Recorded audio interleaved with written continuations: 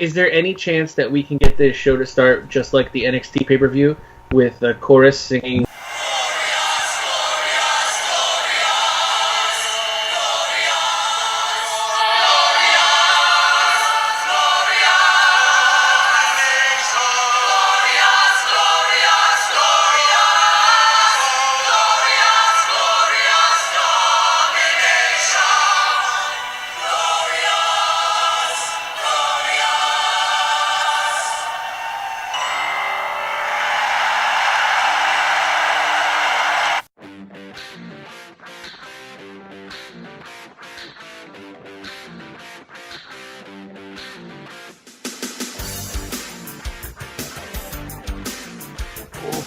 Welcome to Kayfabe Only Brother, the internet's premier wrestling audio show.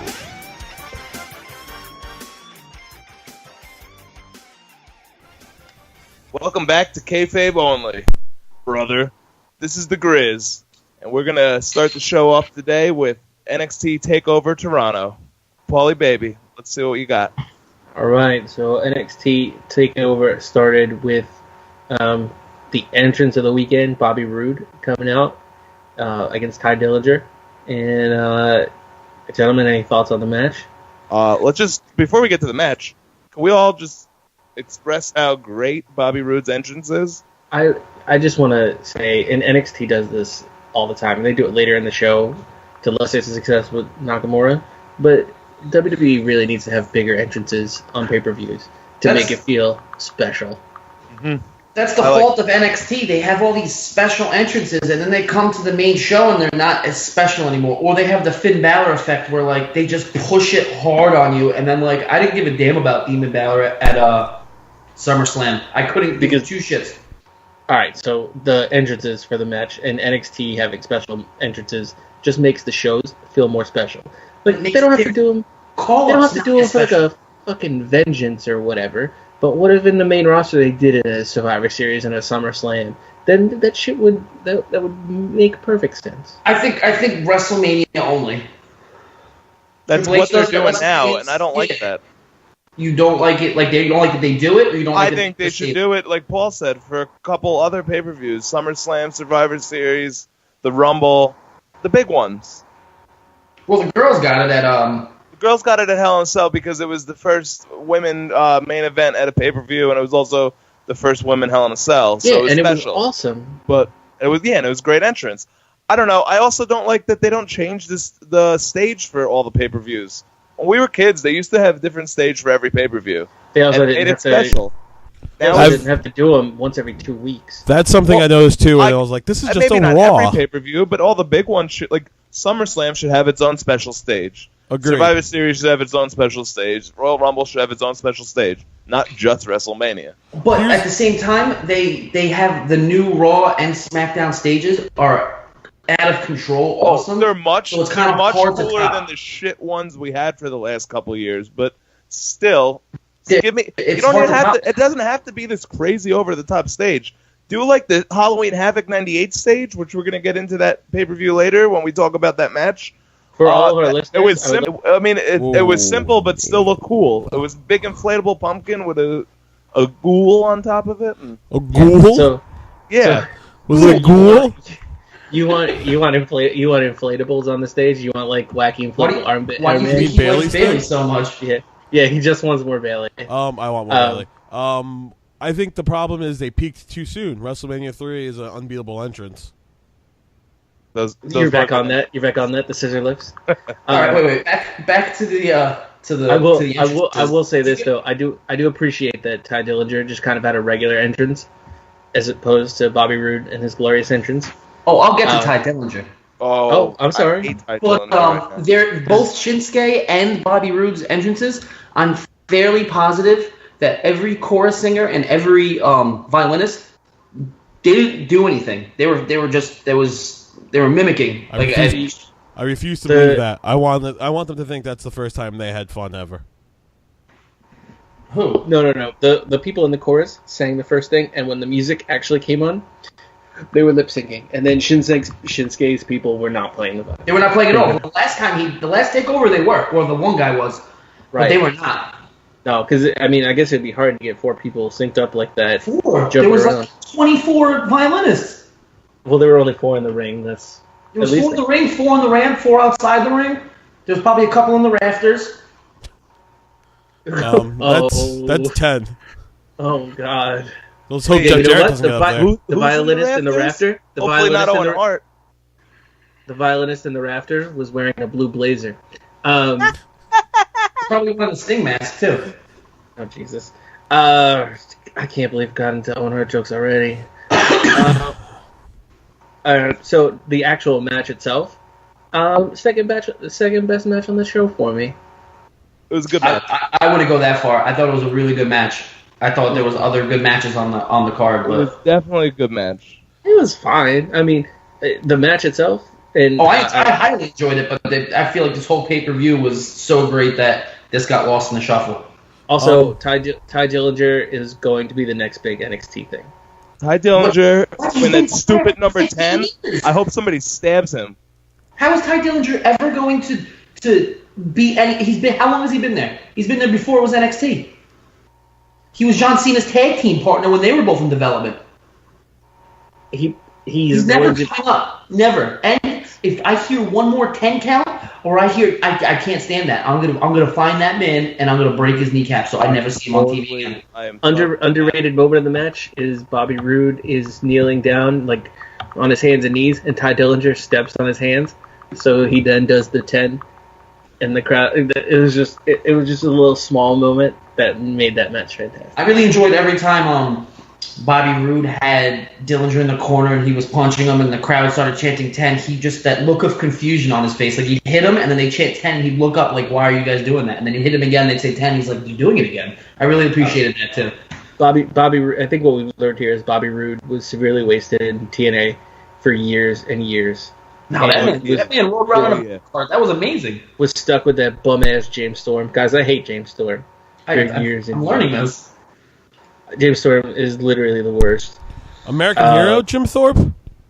No, James Storm. James Storm, bud. Jim Thorpe, I'm okay. I don't have a problem with him unless he really likes James Thorpe. Okay, so Bobby Roode wins with that awesome DDT. Is it the Glorious DDT? What does he call that finishing move?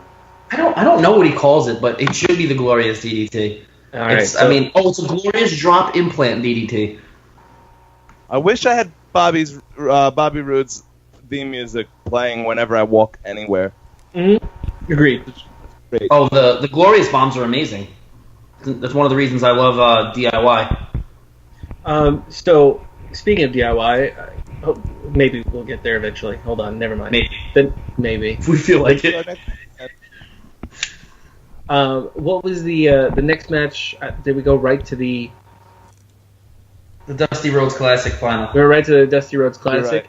Right. So the match had Paul Ellering in a cage above the ring.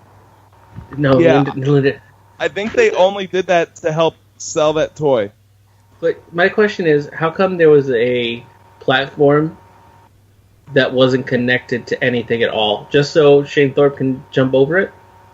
Or off of it? I guess. I think it's literally just to sell that toy that they have. They've had that toy for a while now, but I think they're like really pushing to sell it, and I think people like me were like, what ridiculous nonsense is this toy? I've never seen a cage. You know what's the craziest part about that toy? The way they advertise it is you put somebody in it, and then you throw wrestlers at it, and then if the guy falls out, you win. Like, that'd be a crazy concept for a real match. They just, like, yucking wrestlers, and, like, if a guy falls out and breaks his neck, yay, John Cena won. So who won that Blue Blazer Godfather match? Jesus Christ.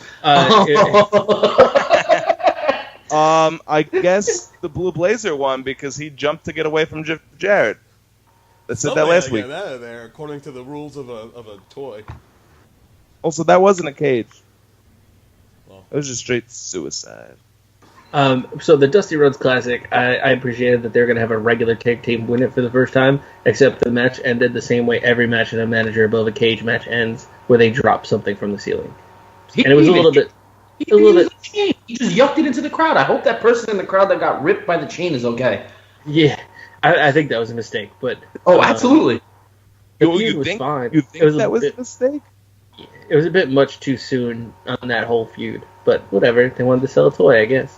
As far as that match goes, the Authors of Pain and TM61, I went into that match not knowing anything about TM61 except they were weird looking, and Authors of Pain I didn't like at all. I don't know why. I didn't like jacked up D'Lo Brown. Those guys can work. They both teams sold me on that match. I mean, it wasn't the best match in the world, but they both sold me. They could put on a good match. I'm 100% with you. Those two teams worked their asses off and made that match. It's nice to see. NXT does it a lot. The tag teams work better together.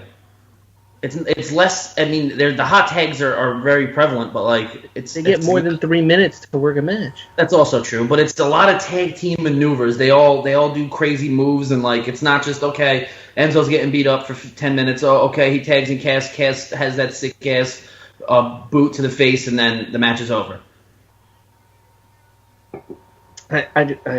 They actually have real tag teams, so I mean. Now, we're going to get to it eventually, but when teams like DIY end up on the Raw roster and they're given a HGTV gimmick, it's going to be awful. I would watch the fuck out of that. Johnny Garage. I really hope Joanna Gaines is their valet. Who would win in a match, DIY or the Property Brothers? Property Brothers. Property Brothers, man, they're athletes. Did you see them on whatever Rock and Jock basketball exists now? I actually don't know what the Property Brothers look like. They look like a skinny version of CJ. No, they don't.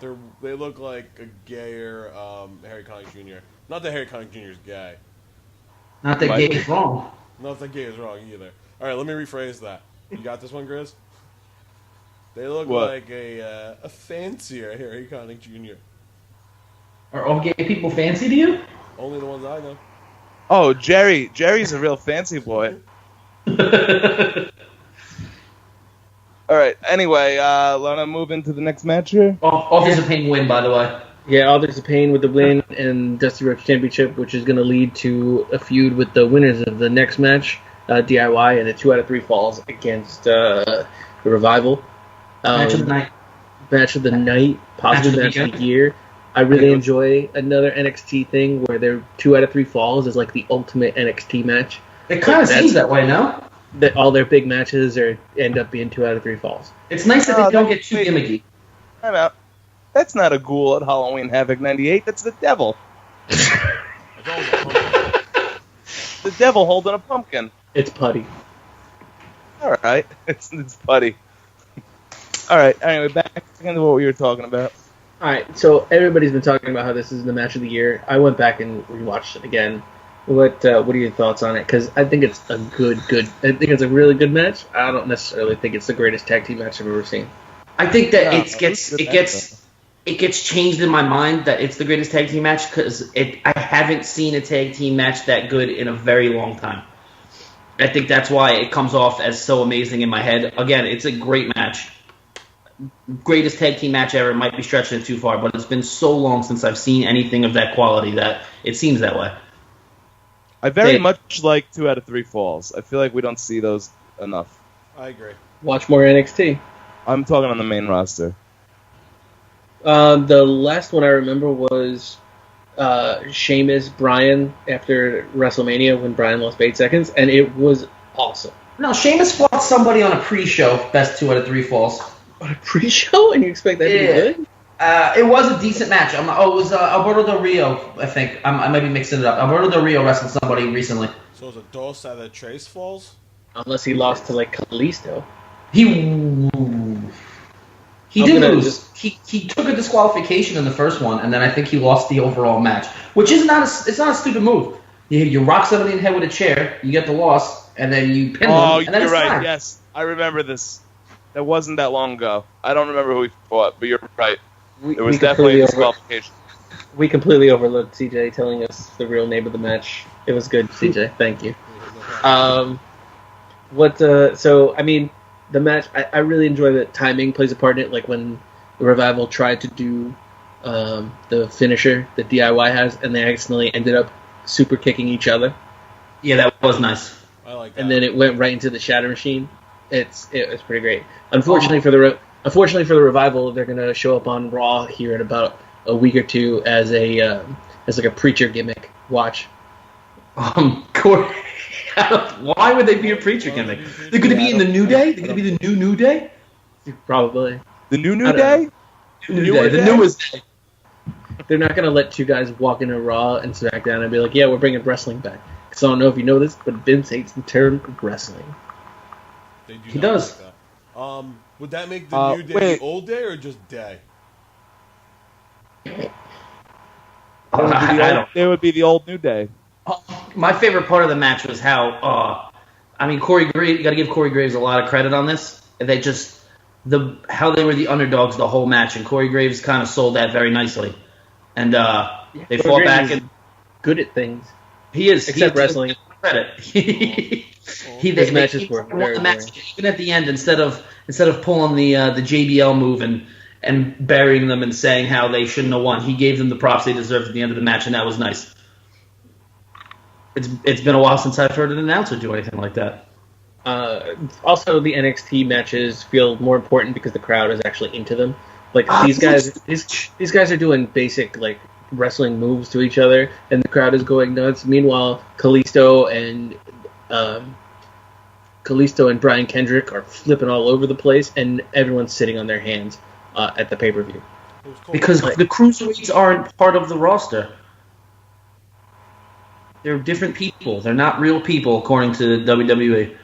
It's the NXT crowd is just so much more fun. They're more fun to a point. They're a little annoying. I don't need it depends. Music chanted the entire match. That's really annoying. One of our you have to assume it's the same crowd, right?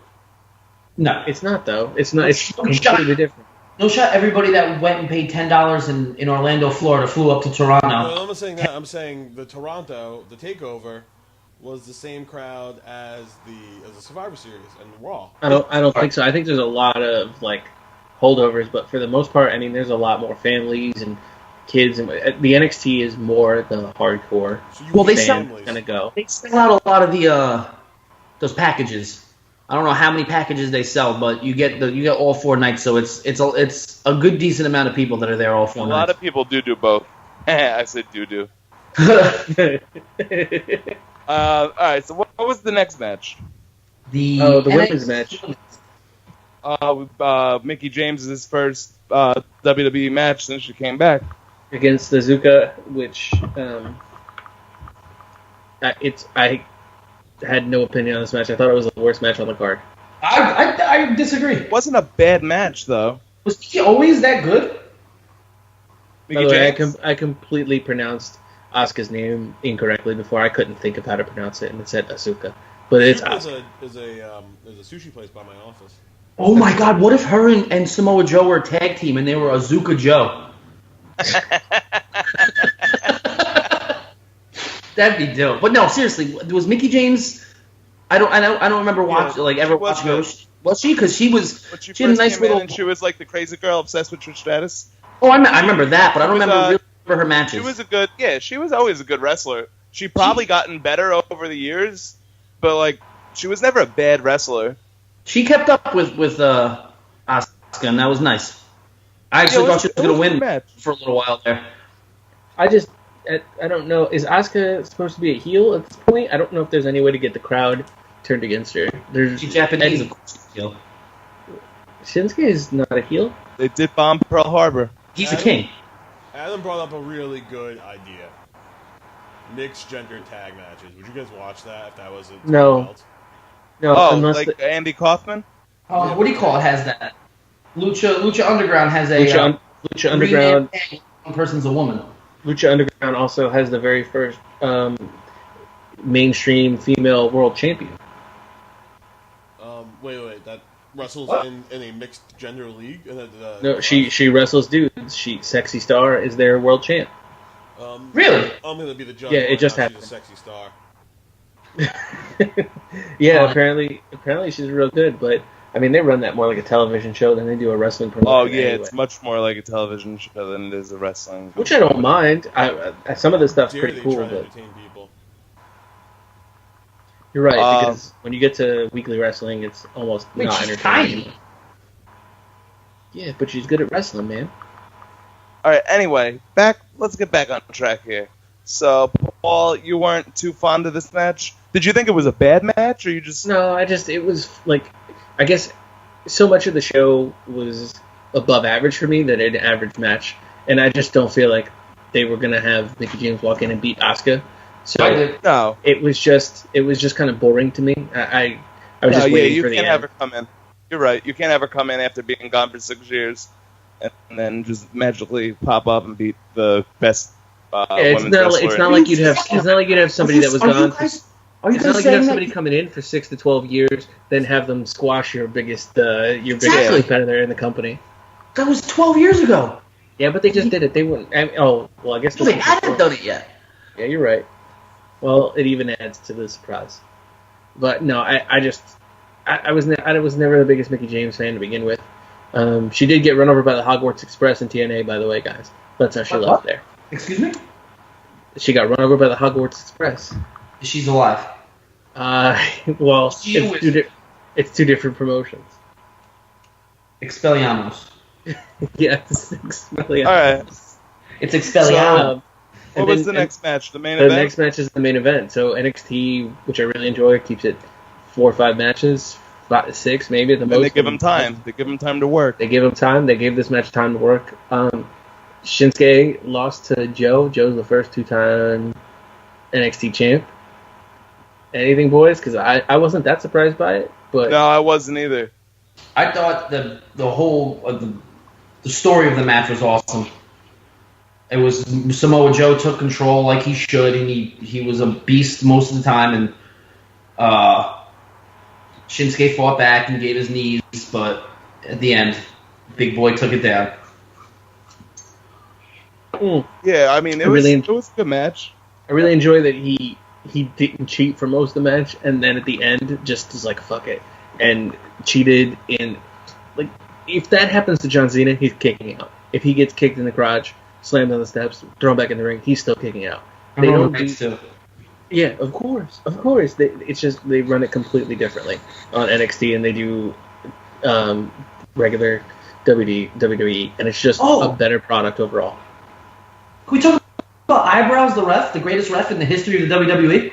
Who's Eyebrows the ref? The referee that refereed that match, and he refereed the Bobby Roode match 2 times that night. He caught on to heel pins. Yep. And he was having none of it. He had none of it. He was not getting tricked on Saturday night. Eyebrows the ref. He's got like a nice high top his legal name, or is he related to Eyebrows the waitress? That used the waitress at Oddfellas in Hoboken? Uh-huh. Eyebrows the waitress. I don't know if you knew I used to call you that, but if you remember me. If you by any chance listen to an obscure wrestling podcast I think her name on the internet. It's taken over. I think her name was Lindsay also. She was blonde, and she had dark brown eyebrows, and she was just the most adorable little girl in the world. Well, little girl makes it sound creepy. She was definitely at least my age or older, and she would sneak us free drinks when other people had open bars, and she was a doll. That is pretty sweet of her.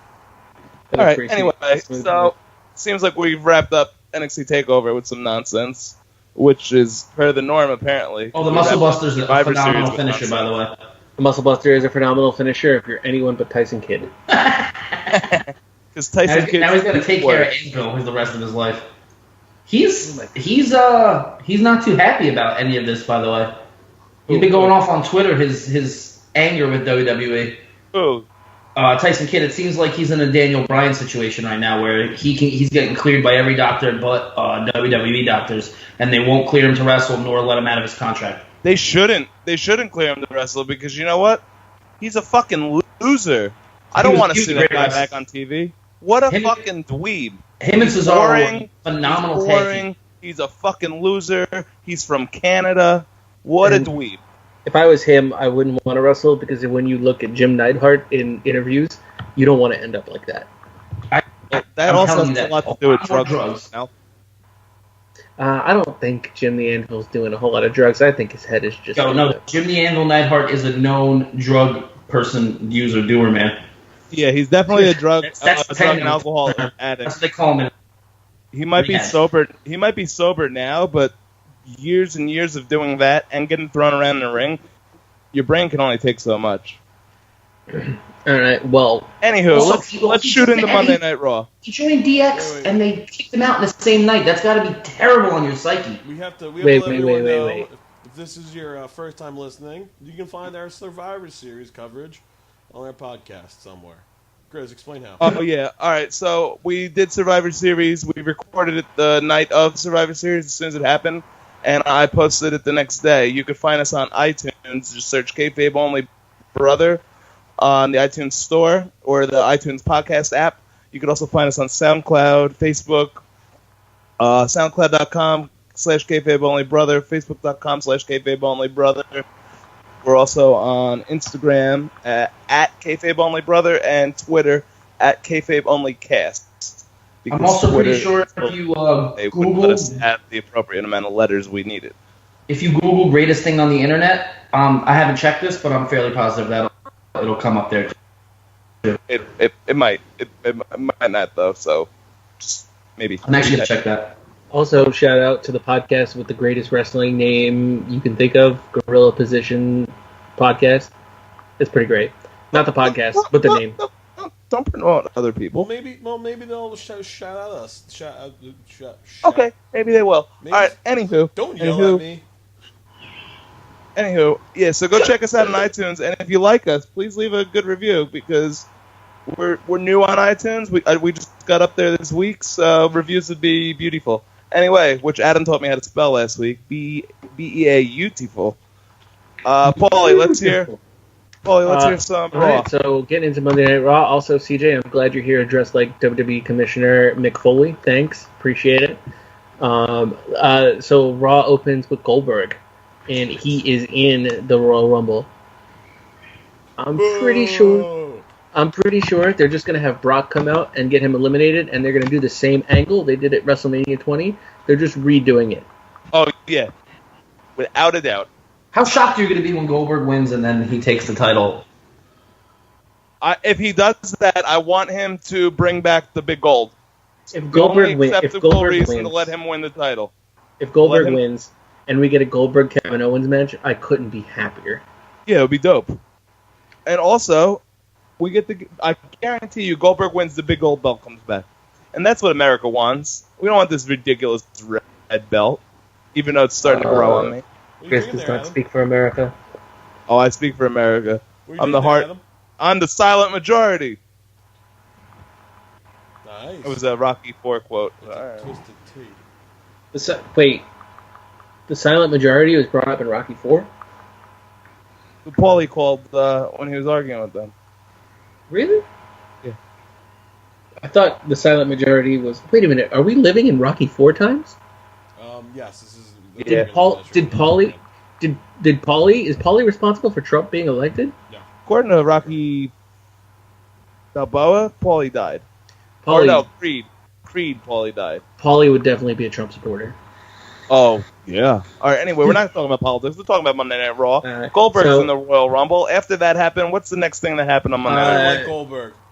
Enzo was explain why you don't like Goldberg. Because, I can get into it later in greater detail with examples. I just don't like Goldberg. I don't like the way his face looks. I don't like the way his mouth sounds. All right, well, why don't you save that for the Goldberg special part of this podcast? That's what I said I was going to do. All right, cool. All right, so the next one is the Raw Tag Team Championship match. Cesaro and Sheamus, since they were the sole survivors, get the New Day, and the New Day cheated to win because they're the faces? No. So here's what happened. I told you that. Before that match, they brought up Demolition, and they brought up the record. And I think because Stephanie's going to make them put their title on the line every week so that they could prove that they deserve the record, I think they're going to turn heel in this process. There are no heels and there are no faces. Who said that? Holy terrible. Vince McMahon said it. All right, well, I guess you guys we're will talk about Vince McMahon.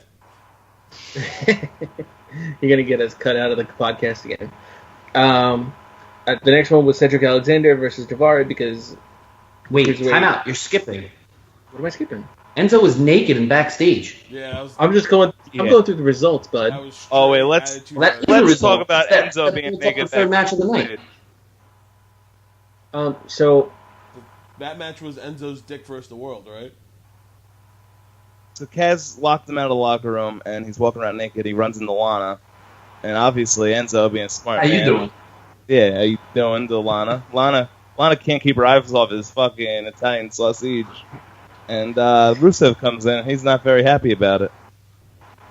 And that sets up Russo Enzo Amore match later on in the night. But, okay, I think the only terrible thing about that was that they had the blur around his crotch, but he was clearly wearing like a yellow Speedo. Oh yeah, you could see it. You could see it with the blur. Is that really the worst thing? Is that really the worst thing you can think of with this whole angle? That he wasn't legitimately naked? Well, don't try to bamboozle me. Jericho and Christian did the naked thing with the blur, and they at least had skin-colored spandex on. What do you guys even talk? Was not Breezango that was naked. Okay. That would be great if the blur was there. I'd freak out. There's definitely software to like unblur things, right? Yeah, that totally exists. That's why cops got sued so many times. Are we sure it was software and not hardware? I can't tell with the blur. Hardware? Penis joke. All right, Paul. That's great. Hardest dick in the room. How you doing? Enzo, you live like 5 minutes from me. Please come on our podcast. Oh, yeah, Enzo, come on our podcast. Enzo Amore, yeah, we all represent 201 also, if you weren't aware of that. At some point in our lives. By the way, since we were just talking about your... I'm a 201, you're 201. I want you to know that we were talking about cum, C-O-M-E. Or the other one, like whatever you want to do, dude. I'm down for anything. I like to party, Creep him out, you fucking weirdo. No, it's not what I want, but like if that's what he wants, I'll hang out with him. All right, well... Oh, Jesus Christ. Enzo's going to come to completion on our podcast. Oh, my God. Air Enzo. We'll be a face. Enzo, send us your rider. We'll do anything we need to get you on. Do you know what happened? Do you know there's only one word to describe him when he's finished? Come on the show. Let me spell it out for you. Spell it. S-A-W. Now he's never coming on. Great. Soft. Okay. Anyway, so the match. We've had DDP. We know how to treat you, you big highfalutin celebrity wrestling types. We have had DDP on the show, and apparently he loves it. We're going to talk about him later on tonight. I know Adams reached out to get him on, but we'll see if he gets here. Cedric Alexander beat Daivari. Daivari is using his brother's gimmick, and it's not interesting. Nope. I have nothing to talk about with this match. And then you get that match. No, it doesn't matter. It's pointless. Cedric Alexander should be a star. No one cares about him. Chris Jericho hosts the highlight reel. And Grizz, I know how much you love Chris Jericho. You want to talk about this segment a little bit? Yeah, I'll talk about this. So Chris Jericho, after having his precious list, which I love almost as much as he loves, it gets destroyed during the pay-per-view. Chris Jericho comes out of the highlight reel to explain who's to blame for it. But before he could explain who's to blame for it, Kevin Owens comes out. And Owens and Jericho going back and forth. It looks like there's a little trouble in the best friendship. And then... So it looks like there's going to be trouble between the best friends, and then they start going at it with each other, and then they both say, I know whose fault it is, and I know whose fault it is, and then they, at the same exact time, they both say, Roman Reigns. Jesus Christ, you're terrible. Oh my God, that was just terrible. Anyway. And then they hug, and they laugh because they're not mad at each other, and everybody thought they were going to start a feud with each other, but... People want to see the best friends together, even though down the line I would personally like to see them feud, but not yet. I was really impressed how they both said Roman Reigns at the same time without any like physical cues. That was very impressive. I know it may get cut out, but we just learned how hard it was. What? You think I'm an Endo still? We can literally see each other, and we're holding Roman fingers, and you can't do it as good as Jericho and KO did it. No, we all know who's to blame. You and me did it to Fred via text message pretty good the other day. Reigns. Did. So they blame Roman Reigns, which it was his fault, because he's a stupid idiot. Roman Reigns and Seth Rollins come out, don't they, I believe, and then turns into a big argument between all of them. And then it leads into Seth Rollins having a world title match later on in the show. I like how we called them hair conditioner boys. and Roman Reigns and Chris Jericho are banned from ringside. So, and they said, this is what bothered me. Steph called it a no DQ match. But then she said that Rollins or Mick, I don't remember who started this, but whoever said it's no DQ. And then they said Reigns and Jericho are banned from ringside. So does that mean it's a some DQ match? Or Ooh, I can go. I like to blame. I think it's Mick Foley, and his brain is definitely anvil broken. So it's you can't really get mad at him for it. I like that Jim the Anvil Neidhart is the lowest your brain can be. Yeah, absolutely. And the lowest your body can be is Stephen Hawkins. Oh my god. Wait. Did you say Stephen Hawkins or Hawkins? Yes.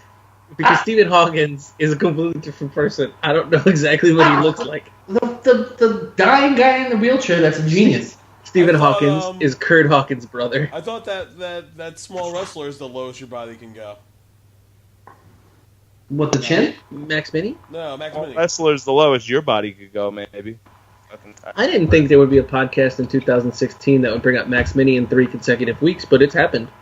All right. Anyway, so after Max that Mini, little if highlight you're reel, listening, come on the air. Enzo, English? What are you talking about? What? It's a 4-year-old Mexican man that probably doesn't speak English. I doubt he's listening to our show. But if you are, wait, I might know a little bit of Spanish. Let me try this. Hey, Max, hey, Mini, you come on our show. Yo soy el gris. in an Italian accent. Terribly offensive. Mamma mia, Grizz.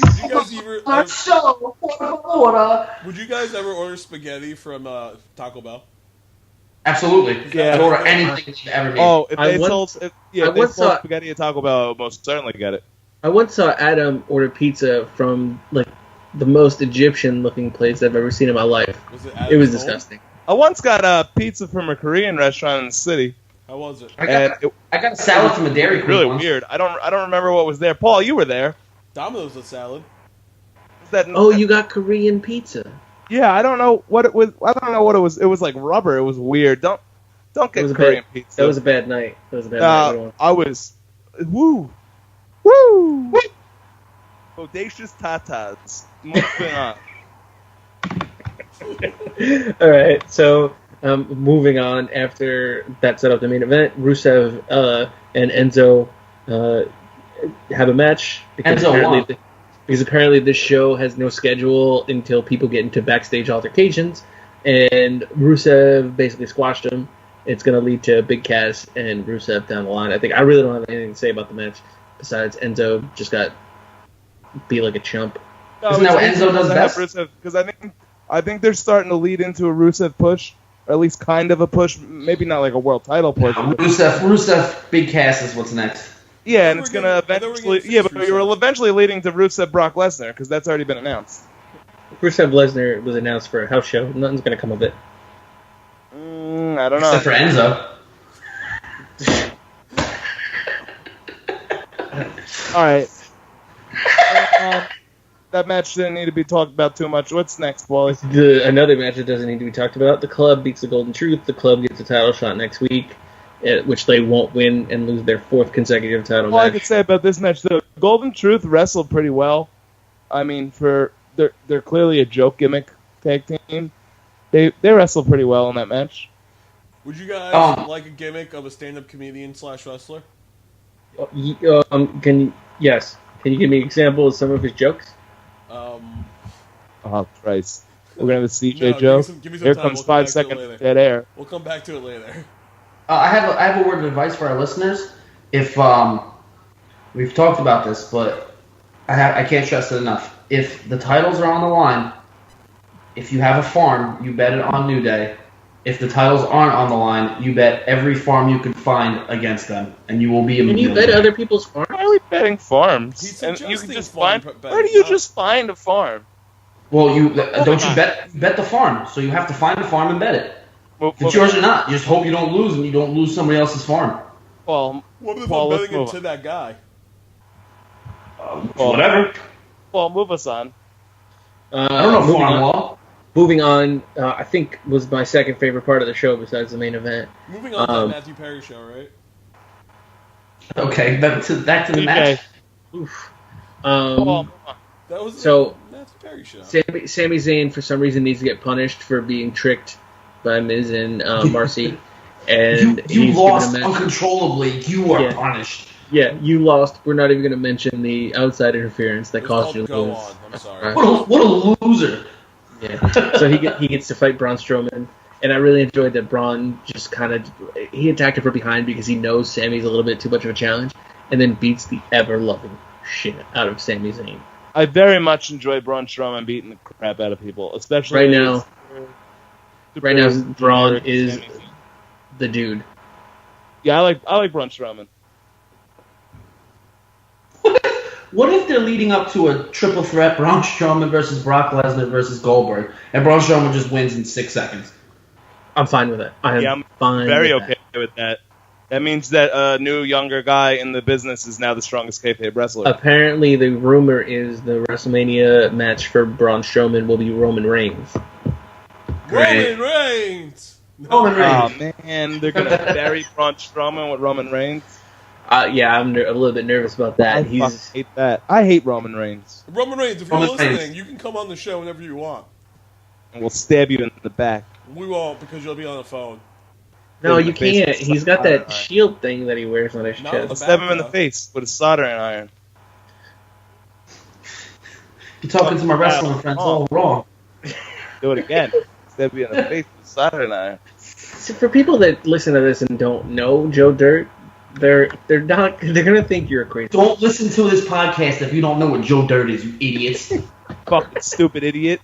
If you don't know what Joe Dirt is and you're listening, why don't you comment on one of our Facebook or Instagram pages, and I'll put you on the list. That's why my last name's Nutmaker. Your last name's Dirt. So that's why my name is Nutmaker, and your name is Joe Dirt. So Braun beats Sami and doesn't actually get a pin. Mick Foley comes out to stop the match, and then they cut to commercial, so nothing really happens. I guess they all go in the back. But that's the end of that. After that, Charlotte and Dana Brooke come out, and Sasha gets another match next week for the title. And it's in Charlotte. It's a scaffold match, right? Sasha gets her title back. It's a scaffold match? Yeah. I don't what? Understand. With New Jack as a special guest referee? Dope. If New Jack versus Nia Jax would be a match I would watch. I just think it's crazy that Sasha and Charlotte were out there, and then Nia Jax just like, I'll beat you up, Sasha. And Bayley's all like, no, you're not. I'm going to help my friend. And then WWE's like, you guys are out there. Fuck it. Just wrestle each other. Yeah, because apparently this show goes on the air without a schedule, and then as soon as people get into conflicts with each other, they just have matches. Paul, you act like you've never watched wrestling in your life. They always leave open time spots for backstage feuds. My favorite thing is something they actually stopped doing when they would wait all show for like the champion to show up, and he'd show up with 5 minutes left. You'd be like, why are you even showing up, dude? I used to like that. We're still waiting on the arrival of Stone Cold. Yeah, it's 10:55. You know, as soon as this truck pulls into the lot. There were 8 matches on Raw. 4 of them were scheduled. But I used to like what Stone Cold's here. Business is about to pick up. Oh yeah, how come like back in the day wrestlers and Vince McMahon would just show up 2.5 hours late? Adam wasn't paying attention. No. Nope. Oh no, I wasn't. I was watching this match. My apologies. What match are you watching, Fred? The Dusty Rhodes Classic. Oh, okay, that's fine. All right, I'll allow it. All right, so let's get to the main. We're going to the main event, right? You know what always bothered me? How wrestlers just showed up 2.5 hours late and nobody said anything. Roman Reigns. Oh man, remember when Enzo was naked on television? So we can get to the good part of the show. We're missing the Sasha Banks, Bayley, Charlotte, Nia Jax tag match, and then also the triple threat cruiserweight match, which Rich Swann will now face Brian Kendrick for the title. Cool. All right, do we have to say anything more about either of those? So, look at me, Swan. For most of Raw, I was incredibly bored and actually turned it off before the main event. And then Twitter told me it was awesome, so I turned it back on towards the end of the main event. Did you guys watch the whole match? I also told you it was awesome. Yeah, well, you're almost my Twitter friend. Well, I am, but I didn't tell you on Twitter. I told you via text message. Anyway, moving on. Main event. Fantastic. It actually was pretty great. It was Kevin Owens in the some DQ match against Chris Jericho. Owens ended up retaining because Chris Jericho came out in a Sin Cara match. That was Sin Cara. Which, perfect. After they got into a fight on an overseas bus. According to Chris Jericho, the internet knows nothing. Him and Sin Cara are best friends, and Sin Cara personally gave him that mask. Nice. I love That's I think I read that somewhere, maybe. Might have made it up. I don't know. You and I are pretty tight. We've been friends for a long time. How many times have you attempted to punch me in the face? Oh, a bunch. Remember when I actually punched, I don't want to say his name over the air. Sign it to us. No, stop that. We're not signing things on an audio program. AG? Premier audio program. MC. Yeah, just to fill everybody in that doesn't know, a fight broke out at a house party once, and the Grizz and our dear friend, who will be nameless, were fighting against a bunch of people, sad. And he punched the guy he was fighting alongside halfway through this fight. Let me tell how this happened. So I was being pulled away. I had 2 or 3 people holding me, and they were bringing me to a car so that the fight wouldn't break out. And then this fucking dweeb, he was probably from Nutley, New Jersey, because a bunch of fucking losers are from Nutley, New Jersey. He comes and sucker punches me while I'm being held by 3 people. So I eat the punch. They let me go. I pop this kid once. He falls on the ground. And then they continue to try to bring me away. But now his friends come in, and my friend tackles one of his friends. I thought my friend was the one that got tackled, so I pushed out of the people holding me back, and I ran, and I went and punched. And then at the last second, I realized I was about to punch my friend, so I kind of let back. But the punch still got him. And I wound up punching one of my best friends in the whole wide world. The Grizz is Bill Goldberg. He just no-sells punches and just monsters his way through multiple people. That's the moral. I totally no-sold that punch. Okay, back to the main event. Sin Cara interferes, and then his mask comes off, and he has a Chris Jericho face on, and then Owens wins. Yeah, I never knew Jericho was secretly Sin Cara this whole time. It makes sense. That would be fantastic if that's the reveal. I really hope that's where they go with this. And real Sin Cara got fired, but no one let Paul off the hook. You said Jericho Brazier the whole time. What? Paul said Brazier. What an idiot. Alright, so that was Monday Night Raw. I enjoyed it. Kind of. Smackdown. I enjoyed that last match very much. The rest of it was going into SmackDown, unless anybody's got anything else to say about Raw. Alright, let's go into Tuesday Night SmackDown Live. Show started out with Shane O'Mac coming to the ring. And then that idiot Dean Ambrose comes out. Dean Ambrose is amazing. Goddamn imbecile, and I hate it. I've completely, especially after this week's SmackDown, I've completely changed my mind on that man. He's hilarious, and I love him. I didn't laugh once. The Mountie always gets his man. I would laugh so much more if somebody else was dressed like the Mountie, because I don't like Dean Ambrose. Yeah, exactly. If it was somebody else, maybe I would have laughed. This guy popped up backstage with pizza. It was bothering me so much. Such a loser. I hate him. Heard that, loved it. Hey, Dean Ambrose, if you're listening out there, we would love to have you on. We all love you. We're huge fans. I don't want you anywhere near this show. Enzo's going to be here. Roman Reigns is going to be here. DDP Roman Reigns here, maybe. They're all coming. To start off the action. To start off the action on SmackDown, it's just crazy to me how on Raw Sami Zayn got punished for losing, and then SmackDown starts off with The Miz's punishment for winning. They both got punished. One of them won, one of them lost. That's just insane to me. Well, maybe they're going to work out a trade, and Sami Zayn will come to the show. Maybe that's what we're building to. The Miz, the champion for Sami Zayn? Trade the title away? No, well, Dolph Ziggler and The Miz are going to fight in a ladder match next week. We're going to get back-to-back ladder matches on Is it SmackDown. next week or is it at TLC? I think it's at TLC. Next week, bud. Is there a stairs match at TLC yet? I'm pretty sure it's a TLC. There's going to be a chairs match. Wasn't there a stairs match in the past? Yeah, Big Show versus Eric maybe Rowan. Mark Henry. Who? Eric Rowan. Eric Rowan.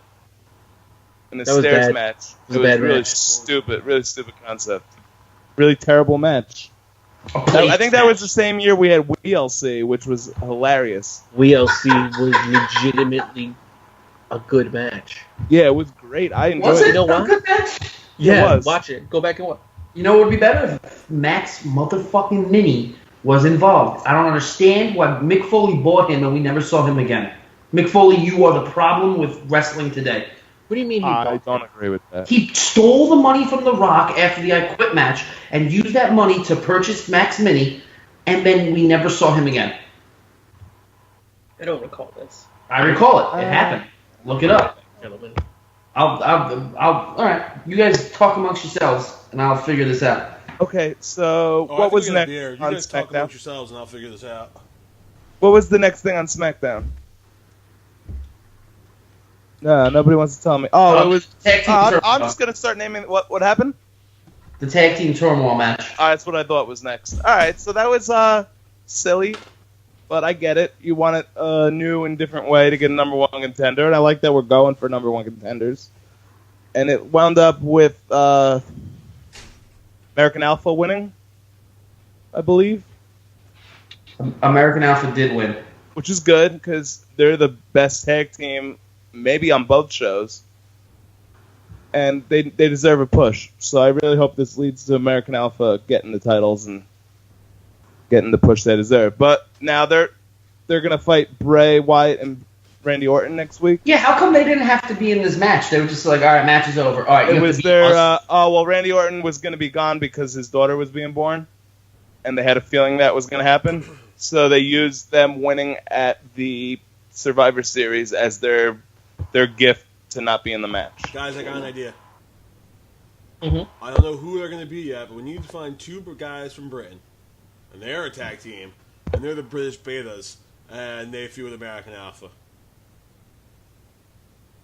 That's actually not a bad idea. No, Don't it's terrible. encourage him. That's a terrible idea. CJ, encourage him. I'll book that with you. All right. Don't- What comes after Beta? No. I think the Purple Parrots. Getting into this. What? Well, what was next? Paul, what was next? In Adam, what was Alpha next? Betas or No, SmackDown? it's SmackDown. I don't know. Oh, I just the said next, SmackDown, dudes. Becky Lynch versus Natalia in a very, very, very good match. Oh, and before that... Wait. Oh, before that, Natalia came out and started quoting Titanic for no good reason, and Alexa Bliss got super angry, and then Dean Ambrose came out with pizza and enraged the Raw GM. How great is Alexa Bliss, though? Pretty fucking great. Not as good as Becky. So much better. Nope. Anyway, She's better. so Alexa Bliss She's is on the better. commentary booth during this match. And then Natalia and Becky are having their match. And I think Becky just got Natalia to tap. And then Alexa Bliss pops up in the ring and attacks her. And takes her out. I don't know. I didn't watch it. Yeah, that's what happened. The Raw after Royal Rumble 99, Mick Foley steals The Rock's money and purchases Max Mini. You're still on this. I told you to talk amongst yourselves, and I figured it out, and I Then- did. then go. Hashtag fax machine. Hashtag fuck you, Paul. Fax machine! We've been... Alright, fine. You've been harping on this for like 3 weeks now. What about Luke Harper? I want to know where Mick Foley's keeping Max Mini. Is he in the Santa Claus room in his house? Probably. one No, of that's his exactly sons- where he is. He bought him to be one of his elves. So when Mick is Santa Claus, Max Mini's an elf. Well, that's why I brought it up multiple weeks, because the problem is solved. Thank you, Grizz. Okay, Don't you cool. think it's All it's an right, issue that an elf can't read the English Christmas list? Okay. What? Made in What Mexican Mexico, kids need in Christmas Mexico. Why do you keep Mexico, insisting that Mexico. Max Mini doesn't speak English? I'm I'm gonna- positive. He's been in this country for like 20 years. Hey, Max, I Mini, feel- if you're out there, you already did that one, right? If he was in this country for 3 years tops, and then he wrestled in Mexico. Oh, we did do that one because I spoke in Italian Spanish. Like that's a real thing. Oh, it's a real thing. Adam, what was our next match after Alexa Bliss was being adorable? Our next match was the big bald idiot guy versus Kane. Oh, that stupid Baron Corbin. Oh, I know his name. I just refuse to say it. All right. Well, yeah, Baron Corbin got punished for being a piece of shit, and he had to fight Kane. And then Kalisto came out and hit him with a chair because that's what Baron Corbin did to Kalisto. All right, we can move on because I don't think any of us want to talk about Baron Corbin because he's the worst. Hey, Baron Corbin, if you're out there, we're all big fans. We would love to have you on. He's not that bad, guys. He's the fucking worst, Paul, you idiot. Whatever. I think you guys. He's the worst. All right, moving on. Adam, what was our next match after that? Is this when we had the promo with Carmella and Nikki in the backstage? Or did that happen already? That happened already. All right, well, let me just say one thing about that promo before we move on. Remember on the Survivor Series episode I said how terrible Natalya and Daniel Bryan are at acting? Well, Nikki Bella took it to another level of bad acting when she approached Carmella backstage. It was just awful. Nikki Bella's clearly sitting there trying to memorize lines. Carmella looked like she was actually having a conversation with her. It was just Nikki Bella. That was awful. It was very bad, and you're normally good at what you do, so maybe fix that next time. Moving on, I can see why she's not in movies now. I'm sorry to interrupt again. According to the book, The Life and Death of Owen Hart, no jokes, they were going to try to do a thing where they lowered Max Mini and Owen Hart in the ring at the same time, but Owen Hart showed up late, and Max Mini didn't speak English, so it complicated things, so they scrapped the idea. Oh, so boom, doesn't speak English. Is this real? Hate show in Mexico. Is this real? Yeah, man. I'm reading from the book. Has Max Mini been questioned in the death of Owen Hart? He got scrapped, so he just and nobody saw him do it because he's so small. Mm-hmm. Huh, we're getting down to things, guys. We're getting down to things. We're figuring out Blue's Clues together. Resubmit this as a true crime podcast. Can Serial season 3? 1998, season 3 be about Owen Hart mysteriously collapsed from the top of the arena. I don't think he collapsed. Either. Why would the announcer stutter so much? I don't know. 8 years later, a local podcast that just got released on iTunes has figured out why. Local? We're not local. We're not local. We're Eastern. We're the Eastern Coast. We're international. We're internationally known on the microphone. I mean, we're locally in the planet Earth. We're international. Okay, so now to the local. Eat local just means eat from Earth. Are we Pitbull? All right, now to the main event. We have a ladder match of James Ellsworth and AJ Styles for James Ellsworth's contract to SmackDown Live. All right, so this match started, and I was very hopeful that Ellsworth was going to lose, and we'd never see his stupid face again. And I was, of course, wrong. They just used it as a ploy to have Dean Ambrose interfere, and I'm just surprised that they didn't squash AJ Styles in a minute and 45 seconds. No, they completely redid the original ladder match and had him get stuck in the ropes. Yeah, but what other wrestler on the roster right now could possibly recreate that moment and sell it just as good as Shawn Michaels did? Only no. I mean, AJ Styles is the perfect man to do it. He's phenomenal. You're going to try to recreate an iconic moment that everybody knows? If you watch the match, technically, Ellsworth does it all himself. Like, Ambrose comes out, but plays no part in the finish. Ellsworth sells the hell out of that injury, too. I gotta give him that. And against the world champ. He's going to be... That doesn't have that record against him. Dean Ambrose doesn't have that record against him. There's only one way to make this better. Brock Lesnar comes out in the Royal Rumble, and Ellsworth gets to eliminate Goldberg. What if Ellsworth wins the Royal Rumble? You don't have to put him in the main event, technically. And then we get Ellsworth AJ Styles 4. It would be incredible. You guys would have to come with me. What year was it that Santino was the second one out? The 40 man Roberto Del Rio one? Yeah. Were you guys as excited as I was at the possibility of Santino getting a massive push? I really thought Santino was going to win. What year was that, Paul? Was that 2012? 12 or 13. I really thought Santino was going to win that Elimination Chamber against Daniel Bryan.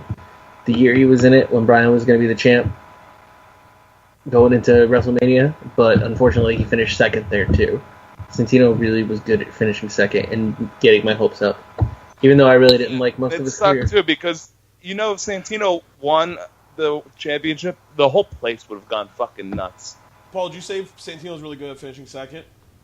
Yes. His girlfriend's supposed to love him. You had to say that back to get that joke set up? Yeah, because Grizz interrupted. Grizz interrupted Santino and his girlfriend, or you?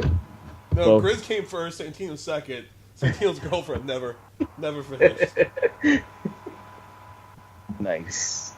Do we have anything else to talk about before we get into the classics? JBL was amazing on the announce team on Tuesday. JBL's always Jennifer's amazing. Husband. What'd you say? Jennifer's husband. Well, only family she's got left. Okay, so on to the. She does always have Jesus, but Jesus is also dead. On to the classic match this week. Give us a Kayfabe Classics. Turning back the clock to Kayfabe Classics. Kayfabe Classics. Okay, so the first one on the list is the Halloween Havoc. Was it 98? It was no. Nope. First one on the list is Raven and Goldberg on a Monday Nitro for the U.S. title. We're going in chronological order. Okay. So, take it away. This match kicks off the second hour of that Monday Nitro. I was really surprised that Michael Buffer was there. I didn't remember Michael Buffer. Oh yeah, he announced that match, and he announced the main event that night, I believe. He makes everything so much better. I have no problem with women ring announcers, but men announcing matches, for some reason, it just feels more special to me. And Michael Buffer making $1 million appearance makes it more special for me. Why is that funny? Why am I going to skip Bayless of our show? That's such a wild take. It's not a wild take. Name a great like entrance where Lillian Garcia announced it, but then I could give you 1,000 that Michael Buffer or Howard Finkel gave us. Howard Finkel, great New Jersey. Howard Finkel, if you'd like to come on the podcast for $5,000, you will. I thoroughly enjoy every single JoJo announcement. Was Adam doing a Howard Finkel impression? I don't really care for JoJo at all. Or was he introducing Howard Finkel? I was introducing Howard Finkel. Oh, okay. JoJo's my favorite. JoJo's my least favorite. You're my least favorite. Where do you guys stand? You know what? CJ's my least favorite. You're my least favorite. Shit. Where do you guys stand on Mojo Jojo? Mojo? Mojo Raw? No, Mojo Jojo. From the Powerpuff Girls? Mojo? I love that guy. He's a maniac. Mojo, better ring announcer than Lillian Garcia. Mojo. Okay. Since Adam is an incredible sexist. I'm not a sexist. I'm not telling you Michael Cole was better backstage than what the hell's her name? Renee Young. You don't remember her name because you're an incredible sexist. Renee Young. Renee Young, total baberino. Swing. Renee Young. The only good thing to come out of Canada. If you want to come on the show, I would reevaluate your decisions. Yeah, because we would totally be assholes. I would not be an asshole. Actually, we would all be very sweet because you seem like a sweetheart yourself. But I think we'd all rather have Felipe come on the show instead. Ryan Felipe? No, Felipe Phillips. All right, back to the match. Kick those off. Todd Phillips? Yeah, Felipe. Tom Phillips. I just know Jericho and Kevin Owens refuse to say his name, so I also refuse to say his name. Okay, back to the Raven Goldberg. Oh, wait, I like when Kevin Owens was getting interviewed by a woman backstage, and he called her Renee, and then halfway through realized that it wasn't Renee Young. Oh, yeah, that was a great part of Raw that we overlooked. All right, so we're back on the Raven match. With the entrances, two things I want to note that I remember from my notes that I lost this week. One, Raven has no entrance music. I think that's awesome. Also, it was awesome and weird. He's noted to be from the Bowery. Also, with Goldberg's entrance, Michael Buffer announces that his hometown and everything else is unknown. Yeah. True. When did they find out that it was known? Because clearly he was an Atlanta Falcon, and they know that by our next match we discuss. So sometime between 74 and what was the second one? 152? 150 something. Somewhere between 74 and 152, they figured out that he was from Atlanta. Well, he wrestled, up until that point, wrestled in like 8-second matches, so they didn't really have much time to discuss his life. They weren't asking him in the ring. Clearly, Ted Turner owns the company. You don't think Ted Turner, a fellow Atlantan, knows that he played for Atlanta's football team? Can I be honest with you? Probably not. Ted Turner's a crazy person. Ted Turner, if you're listening, you'd like to come on the show. No, I don't think he can come anymore. Bill Goldberg's from Oklahoma, by the way. Just do they announce him from Oklahoma in the... Never, we'll get to it. Goldberg has about 8 security guards bring him to the ring. That's for other people's protection, not his protection, correct? Yes. Yes. It doesn't make a lick of sense to me. Hold on. When did they start doing that? Because I remember there was a match against Mongo McMichael, and technically Mongo won during the streak because he hit him over the head with a steel pipe in backstage, and Goldberg never came to the ring. Did he start getting the protection because of that? Oh. Because I don't recall what protection started. I don't know. I always assumed it was for other people because Goldberg's a maniac and he just could have been scared of Mongo because Mongo was a scary guy and a Super Bowl champion. For all those years? Hey, man. He had a hot wife and he had a Super Bowl championship ring. You're a lottery. Hey, you never know. Yes. I don't think she was hot. You're stupid. I gotta look up Deborah. Alright, so now we're done with the entrances. Let's get into the match here. That's a pretty good match, especially for WCW standards. And it was only 7.5 minutes long. Well, they all are. It's WCW. Which makes it Goldberg's 8th longest match of all time. I stand corrected. Deborah McMichael was hot. Told you. Wait, did you not think Deborah McMichael was hot? For some reason in my mind, I remembered her as an old lady with just big boobs, but no, she was hot. I don't understand what the problem is with that first explanation. She did have big boobs, and that's what America loves. As far as I'm concerned. And big old ass. As far as I'm concerned, if Stone Cold has to punch you in the face, you're not worth the trouble. Jesus, man. Take a punch in the face. Okay, back to the match. All right, we're back on the match. So this match kicks out. Raven puts the title across in front of him, in between him and Goldberg. Awesome. Goldberg. Awesome.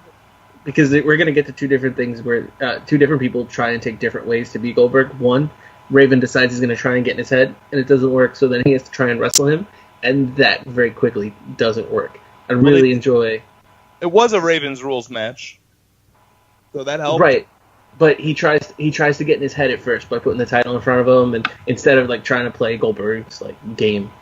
I enjoy that. Raven is over in Ravens rules match in WCW. Did you guys ever hear the story about when during the Monday Night Wars, WWE hired Raven for the second time, and they call an all-employee meeting, and Vince comes in to talk to everybody, and he just looks over and he sees Raven, and he turns to the person next to him and goes, "Who the fuck hired Raven again?" I like Raven. I like Raven a lot too. Also, Raven CJ, and Shane apparently were good friends. You hinted towards the fact that Raven was from New Jersey. He's certainly from Philadelphia. Apparently, Raven used to get Shane Man hammer drunk. Previous gimmick of his, I forgot the name. It was Johnny Polo or something like that. He was listed as from Short Hills, New Jersey. I'm just letting you know he's from Philly and he went to high school in Florida. From Short Hills, New Jersey, as far as I'm concerned. Yeah, New Jersey. He's opposite Paul. You're not from Florida and went to high school in Philly? I don't think you understand how opposites work. All right, so as soon as this match starts getting in Goldberg's favor, the flock, of course, comes out of the crowd. Wait, can you name all of the flock? Because Larry Zbyszko couldn't. No, Big he guy. could not.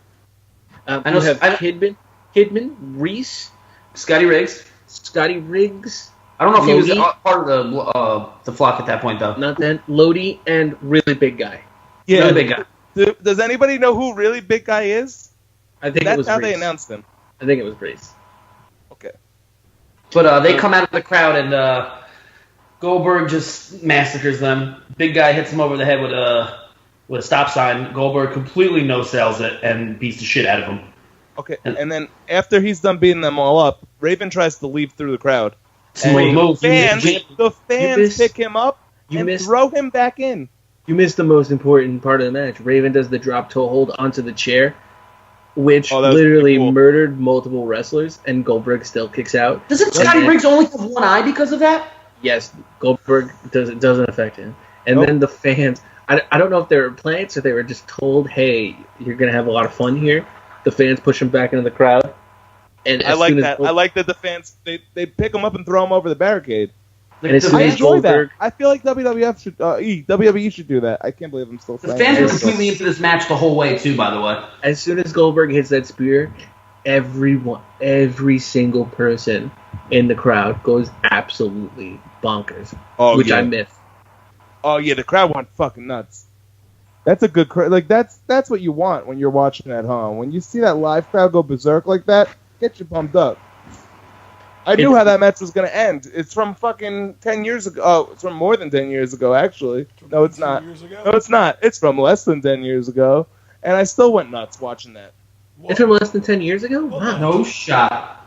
Oh wait, I'm It was mixing up. 18 years ago, man. I'm mixing. I skipped the whole decade. I think it was 2006. I was gonna say, how did that match happen after No, I Brock just skipped the 2000s. and Brock and Goldberg won? I went from 99 to 2010. Okay, Sorry. do we have anything else to add about this match? Grizz is opposite Goodwill Hunting. I My brain's broken. I have Jim Anvil Neidhart brain. Was like professional Matt Damon's wrestling. name in Goodwill Hunting? Was his character's last name Hunting? I don't know. Yes, it was. Oh, And then the movie gets. I lied. I don't. Hunting Season was the second movie. Oh yeah, yes, you're right. I don't remember. I have a question to ask, and I'm sorry to our viewers if none of us can answer it because I don't know the answer. How did Goldberg lose the U.S. title? Yes, He his didn't. last name is He Hunting. That's great. Also, he didn't. When he won when he won the world championship, you couldn't hold both belts, so they had a tournament for it, which I believe was set up for Mike Austin to win, but then Lance Storm ended up winning it and turned into the Canadian Championship.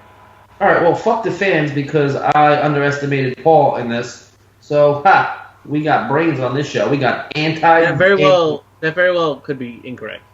Whatever, I'm running with it. We're gonna you said it, so it's true, regardless of whether or not it's true. I heard it and I liked it. You heard that here on the internet, so it is true. All right, on to the next match. We have Halloween Havoc, DDP versus Bill Goldberg. Did you reach out to DDP and tell him we were doing this? No, but I do. He did comment on something else that I'll get to shortly. Wait, I had something to say about Raven. Go ahead. Go ahead, buddy. It's not going to be worth me stopping this and going back. I do it. I just really enjoy professional wrestling Eddie Vedder. Okay. Oh, again? You said this 2 weeks ago. I still enjoy it. Okay, so again, the even flow, right? Yes. Even flow. Also, one more thing It's about a motherfucking DDT. Sorry, I tuned in a little late. Time out. I told you the Lance Storm thing too early. That was a separate championship tournament they did. After Goldberg gave up the title, they held a tournament which Bret Hart won. Yeah, he did. I thought Yeah, Bret he Hart did. was the title. That's what I was going to say, but you said Lance Storm, and I trusted you. The Lance Storm thing happened way later. All right. Is the stop sign really that effective of a 4-0? Have You you ever hit- held an actual Yeah, stop dude. sign? Yes. Heavy Yes. as shit. But when Let it's me hit you in the laying- head with a stop sign, you stupid idiot. But when it's laying completely flat on the mat, I feel like it's not making a massive difference. No, you're hitting your head on metal still. Yeah. I agree with CJ. I think you're both dumb, and let me DDT both of you onto a stop sign laying on the ground. I'm talking about the jackknife. Jackhammer, both of you. Jackhammer, yeah. Jackhammer, both of you. One time, you can jackhammer me, and you have a wrestling ring and a stop sign. You can do it all day. One time, Scotty Riggs came in with a crowd sign and hit. I can't remember if it was Bell or DDP. Hit him in the head. Turns out there was a stop sign inside of the crowd sign. That was a good time. That's almost as slick as when Goldberg tried to spear Bret Hart, and Bret Hart was wearing a metal shield.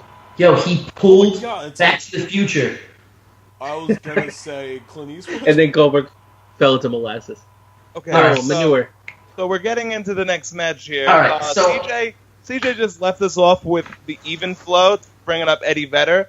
So I'm going to use that to transition to another Seattle 90s rock band, Nirvana, who DDP's music's clearly a ripoff of a lot of WCW's music were a ripoff. Yeah, WCW did that a lot. Ours goes dun dun dun dun dun. But so Michael Buffer is again announcing this match. It's make it a big deal again, again. Much to the approval of Adam's penis, apparently. DDP comes out, and he did confirm this. He's billed from the Jersey Shore, which we all know. And but also, they also claim that he's from the School of Hard Knocks. Turns out he has a degree at the School of Hard Knocks. I did not know that. Thank you, DDP, for telling me that. It's him and Jay-Z, the most famous alumni. Now it's a world title match, and DDP won the right to have this world title match at War Games earlier in the year by winning, which I dearly miss. It's a great event. Yeah, if you guys are listening, bring back War Games. The people want it. Hey, War Games, when if you're listening, come on to the show. We'd love to have you. It was something about when WCW... We're going to get that Matthew Broderick fucking character in the show. There was something about WCW when they had a good main events and good pay-per-views. It just, I don't know, they were more special to me than the WWE pay-per-views. Just everything about it. Because Dusty created them all. I mean, the smaller ring made the wrestlers look bigger. This match itself, even though a short match, was a great match. It just seems like a bigger deal. I don't know why, but I was always more of a WCW fan until things got out of control. Do you think it's the crowd involvement? Like like the throwing shit into a ring, like stuff like that. Does that add to the importance of a match? It absolutely does. No, it doesn't. No. Yeah, I enjoy that. WCW had humongous crowds for a while. Everything seemed more important. It's where the big boys played. Hulk Hogan entered a match on an escalator from the Mall of America. That's entrance. This is true. So anyway, in this match, I don't know. It was just good. This might be Bill Goldberg's best match of his career. What was nice about it was Goldberg started the match off not trying to wrestle DDP. He wanted to just outman and outstrength him, and DDP decided to use his wrestling skills and out-wrestle him. And for a little while early in the match, it was working, and then Goldberg took the upper hand. So real quick, I forgot how big physically DDP was. He matched up pretty well to Goldberg. DDP was like a big boy. Oh, yeah, what's he, like 6'7"? I want to say DDP's 6'5". I'll look it up. One of the things I always loved about DDP is it's the same thing I loved about Scott Hall. They're kind of the same build, big guys, but they took bumps like they were little guys. They played a lot smaller than they actually were. Yeah, it was nice. They could outmuscle a lot of guys, but they could also take a beating and sell it very well. And again, I really enjoyed DDP is 6'4", 248 pounds. That's a big dude. It's a big dude. Also, another fun fact about this match: DDP wasn't sporting his broken ribs for the first time in a while. Yeah, he was. I'm happy those healed up. Thank God for yoga. At one point in the match, Goldberg's shoulder is clearly injured, and he goes for the jackhammer. I'm not sure if it was Zbyszko or Heenan. I think it was Heenan. Heenan claims that they were questioning whether he can get him up with one arm, and Heenan claimed that he could do it with no arms, which I would love to see a jackhammer with no arms. And I know a lot of the times we'll talk about how much we miss Jim Ross, and also Bobby Heenan's great, but as a kid, I always hated him, and now going back and listening, I kind of enjoy it. Bobby Heenan was great. Schiavone was an excellent announcer. I think he gets a lot of shit, but he made moments a little more special.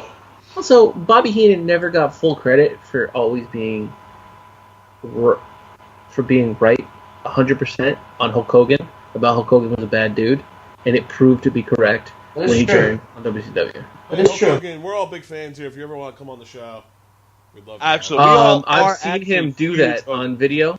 We don't want him coming on the show. He says the N-word afterwards. Oh, okay. So, yeah, he gets lifted up for the jackhammer with both arms, and for the first time in Goldberg's career, the jackhammer was reversed, and it was reversed with the beautiful diamond cutter. It was a great part of the match. Also, it makes me appreciate how much smoother Randy Orton does it than DDP ever did it. DDP does it a lot more violent, and it's I don't know, it comes off as it works better. Randy Orton's is a much smoother, but the violence in DDP's made it come off as a harder move, and like it did more damage. It was real. It's more real. More real, yes, exactly. More real. It was more comparable to a Stone Cold Stunner than it was a RKO. The crowd in this match was super confused the whole way because there's two huge baby faces in the ring, and whenever either of them did anything, they just cheered their asses off. They had no clue who they were rooting for the entire match. That's why the ending of the match was great. And yeah, anybody could have won, and that crowd would have popped like crazy. Well, like Goldberg won, and then he grabs DDP and shakes his hand and raises his arm. And that's why we love the sport, according to Tony Schiavone. Yeah, he said that because the match before that, Hulk Hogan tried to light the Warrior on fire. And the match before that, heel Bret Hart just beat Sting in the head with a baseball bat, and he had to get carted off in an ambulance. Since you brought it up and we're talking about it, the match before that, when Hulk Hogan tries to light the Ultimate Warrior on fire, did you see how badly Hulk Hogan fucked that whole thing up? Oh yeah, he completely botched lighting like he generally did in WCW. Yeah, it was awful. It was tried terrible. To light it. It just he didn't do it good at all. But still, even though it was bad, he still did try to light him on fire.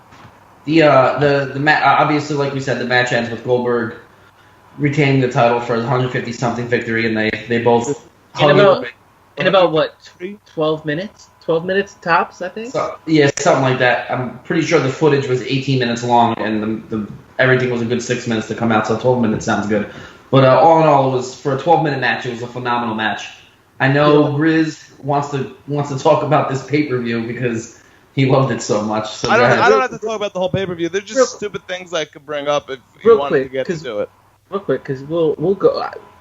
Just to kind of sum up, since Goldberg beat Brock Lesnar this week, and that's the reason we watched these two matches. Shut up. That's the reason we watched these two matches. What did you guys take away from them as a whole? Not necessarily as a singular thing, each of them. Goldberg put on good shows. I mean, he didn't really wrestle too much, but it was, I mean, as a kid and apparently as a 30-year-old man now, it was fun to see that man just destroy other men in the ring. It's fun. It is fun. It's what you want. He goes out there, he throws people around, he gets hit and it doesn't affect them. He jacks you up, and it's not too long where it gets boring. They know Goldberg's not going to sit there and have a technical wrestling match for half an hour. But in 15 minutes, boom, you're excited. Goldberg as a wrestler. He's probably a sweetheart. This is where I'm sorry. I just wanted to kind of get to this because CJ kept saying this earlier. But go ahead, elaborate. I mean, when you guys were praising him, that was negative. He doesn't sell. He's not a great wrestler. His matches don't go on particularly long. He does that weird cross-eyed thing when he celebrates. Yeah, but he explained that on Raw 3 weeks ago. He was a superhero. Why he goes cross-eyed? That's no. Why his matches, he's a superhero. He went out there and you knew he was a good guy. You knew he was gonna do the right thing and not cheat, and you knew he was gonna whoop some fucking ass. And at the end of the day, you just want to see a man whoop some ass. Fuck him. Fuck his stupid tattoo. And I hate goatees. It is a stupid tattoo. His entrance is dumb. His entrance is awesome. He breathes fire. I don't like the entrance because the sparklers seem a little ridiculous. I want to know who thought, all right, we're going to have this crazy dude that's going to be super over, and he's going to just demolish people. All right, we're just going to shoot fireworks at him for 30 seconds. I don't like that. I don't like how he allots WCW funds. You know how expensive it is to hire state troopers to escort you to the ring? They have them at the arena anyway. Mm-hmm. No, Yeah, those. They have them at the arena. They 100% do. Stop. They're always at arenas. Listen, as somebody who's gotten kicked out of an arena before, I was there. I can promise you that they have them at the arena. I was there. Earlier in the pay-per-view, Disco Inferno and Juventud put on a very nice match, which is kind of crazy to say that Disco Inferno put on a good match, but I do miss Disco Inferno. Disco Inferno was actually I'm watching that match right now, actually. And sorry. I'm watching Disco Inferno and Billy Kidman right now. To lead off the pay-per-view, Chris Jericho defeats Raven. Raven with. But you know how that happens. Raven doesn't want to have that match. What do you He mean sat down and he said, "What did he say? What about Raven? Something about Raven that he was being overlooked, and he sat down in the corner and he said he wasn't going to wrestle." Well, I mean, what about Raven? Raven? Disco Inferno is a gimmick that wouldn't work now, right? Kids would not understand it. Yeah, they would. Right after Disco Inferno match. What would it have to be? Speaking of Disco Inferno, Alex Wright picks up a victory. And Raven's back. I just won everything. Disco Inferno. Speaking of dancing idiots, Alex Wright picks up a victory in the next match over Fit Finlay. Apparently, the WWE has been trying to get Alex Wright back for years now. Why? What? I don't know. They've been I offering. didn't see anything special about Alex Wright. He's huge in Germany, and he's a wunderkind. He opened a wrestling school over there, and after he got too old to wrestle, they've now been trying to get him to work at the Performance Center. Huh. Do you know he eventually became a wrestler named Berlin, and he tag teamed with a wrestler named The Wall, and together they were the Berlin Wall? I actually amazing. do remember that. Whoa. Disco Inferno wrestled twice this night? Yeah, Disco Inferno won the first match, and that was to go on later in the night to fight Billy Kidman for the Cruiserweight title. And he loses. What I really want to talk about this pay-per-view, yeah, he loses to Billy Kidman, but it's a really good match, and he controlled the match the whole time. Billy Kidman winds up stealing the victory towards the end. Did Alex Wright as Berlin, did he only come out to songs by the band Berlin? No, it was all Rammstein. Because Take My Breath Away would be a terrible entrance song for a wrestler. Right. We talk about Rick Steiner and Scott Steiner and Buff Bagwell. I don't know what you were talking about. Explain. I did not watch this. Okay, so here's what happens. Buff Bagwell is apparently done with the NWO, and he wants to help Rick Steiner fight Scott Steiner. And they convinced, because it was supposed to be Rick Steiner versus Scott Steiner, and Scott Steiner's been avoiding this match for months now, apparently. So they changed it. Now it's a tag match for the tag title. Scott Steiner and the Giant versus Rick Steiner and Buff Bagwell. Halfway through the match, Buff Bagwell turns on Rick Steiner, because Buff Bagwell's not leaving the NWO. Oh my God, is this the match where they destroy him? So then, no, you know what happens? Buff Bagwell turns on him and then leaves. Rick Steiner winds up beating Big Show and Scott Steiner and winning the tag team titles by himself. Oh, man. So now the second stipulation in this, if Rick Steiner and Buff Bagwell's team won, Rick Steiner gets a one-on-one 15-minute match with Scott Steiner. 15 minutes? Yeah. No matter what? So now he gets a 15-minute match against his brother, and then Buff Bagwell comes out of the crowd dressed up like Bill Clinton with a Bill Clinton mask on and attacks him. He does. Rick Steiner still wins the match. This is true. It was probably the best part of the show. Stevie Ray hands the best part of this pay-per-view was Stevie Ray handing a billy club to Bill Clinton. Yeah. And he brutally destroys the referee with the billy club for no good reason. Oh no, it's a slapjack. Slapjack. He's that little Nate gets murdered, and Bill Clinton's a bad person. Do you guys remember when Stevie Ray became the second most important member of the NWO? Yeah, he should have got to push the Booker T guy. I'm upset to this very day. CJ, it happens. In black and white? Black and white, Hulk Hogan and Stevie Ray. Also, Stevie Ray Vaughan. He joins too. That's a shame. I like Stevie Ray Vaughan. So, gentlemen, do we have anything else to talk about this week? I have a couple of things. Go ahead. Yeah. Alright, I want you guys, if you had put together a starting five of professional wrestlers. A starting five based on basketball? Yes. Easy. Rey Mysterio is playing the point. Andre the Giant is going to be... Oh, man. Andre the Giant is going to be my center. Give me Stone Cold as my shooting guard. Triple H is my small forward. And my power forward is going to be The Undertaker. Losers. All losers. MVP's not on this team at all. MVP, what sport did he play? All of them. I'm putting Mr. Perfect is my point guard, first of all. He's right. It's over. He was. Second of all, the Great Khali is my center. I'm just having him put his hands in the air. Is he going to wave them like you just don't care? Put your hands up in the air. DDP and Scott Hall are going to be my small and power forwards. That's my fucking team, bro. And my shooting guard will be... I have the Brooklyn Brawler. What? You're terrible now. You guys are so stupid. My team is Crime Time. Oh, no. Booker T. Oh, no. Stevie Ray Vaughan. Not Stevie Ray Vaughan, just Stevie Ray. And the Big Show. Kevin Nash also played basketball.